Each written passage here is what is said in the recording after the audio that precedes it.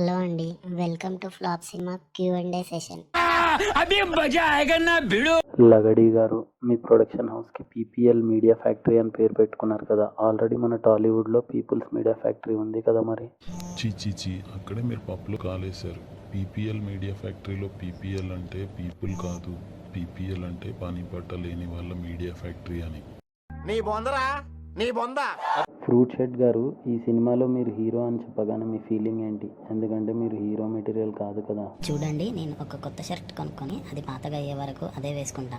ఎందుకంటే నేను కొత్త షర్ట్ వేసుకున్నా ఎవరు పట్టించుకోవడం లేదు, అలానే నేను పాత షర్ట్ వేసుకున్నా ఎవరు పట్టించుకోవడం లేదు. నాన్ వెజ్ ఫ్రైడ్ మోమో గారు, ఈ మూవీలో మీరు హీరోయిన్ అని చెప్పగానే మీ ఫస్ట్ ఫీలింగ్ ఏంటి? టాలెంట్ ఎవరబ్బా కాదండి, నాకు చాలా టాలెంట్ ఉందనేదే నా ఫీలింగ్. వచ్చిందండి వయ్యారి. మార్బల్ గారు, ఈ మూవీకి మీ మ్యూజిక్ యాడెడ్ అసెట్ అని చెప్పుకోవచ్చా? ఈ మూవీలో టోటల్ 5 సాంగ్స్ ఉంటాయి. అన్నీ అనుమత్యాలే, కాకపోతే అన్ని సాంగ్స్ని కాపీరైట్ స్ట్రైక్ వల్ల తీసేసాం.